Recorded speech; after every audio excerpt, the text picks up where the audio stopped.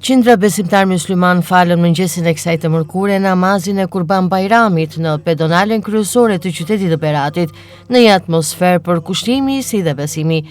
Falja u drejtua nga myftyu i Beratit Bilbil Talla, i cili në mesazhin e tij për besimtarët përsolli urime për më shumë paqe, mbarësi dhe begati në çdo familje shqiptare. Ai bëri thirrje për solidaritet, mirëkuptim dhe ndihmë ndaj njerëzve në nevojë, duke theksuar vlerat që përcjell kjo festë e shenjtë. Allah dhe mëshirën e tij, vetëm me këto le të gëzohen. Kjo është më e mirë se ajo që grumbullojnë.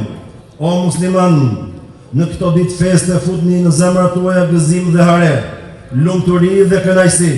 Kështu pra, për muslimani festa është çdo ditë në të cilën ai nuk e kundërshton Allahun dhe nuk i bën gjunahe atij. Qindra besimtar mysliman në Fier po ashtu kanë falur në orët e para të mëngjesit të kësaj të mërkure namazin e Kurban Bajramit në sheshin qendror të qytetit. Rritit të faljes i ka paraprirë me fjalën e tij kreu i myftinisë Mikel Hazizolli.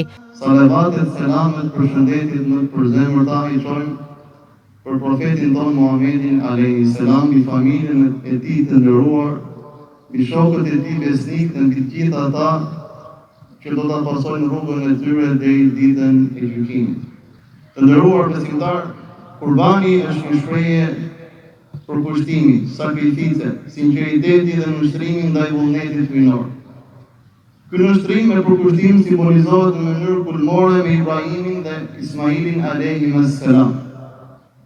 Njëkohësisht kjo ndjenjë e sakrificës dhe e përkushtimit dallohet qartë që në këtë orë është një ardhje kaq e vullnetshme, kaq e natyrshme nga secili prej nesh në këtë shesh, vetëm për të adhuruar, vetëm për shpresuar mëshirë dhe falje nga Zoti i botëve. Prandaj Zoti e beqaton çdo kënd që ka prezantuar këtë shesh vetëm për të madhëruar Allahun Azza wa Jall.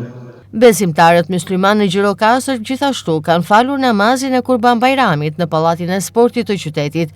Myftyu i Gjirokastës Ermir Xhana ka vënë theksin tek sakrifica, përkushtimi dhe përulja si simbole të kësaj feste, ndërsa e vuri theksin po ashtu edhe tek rëndësia e bashkimit dhe familjes. Dua që të përcjell urimet e mia më të përzemërta për një Kurban Bajram sa më të gëzuar, të begat, të bollshëm dhe bërgjetshëm për të gjitha familjet shqiptare.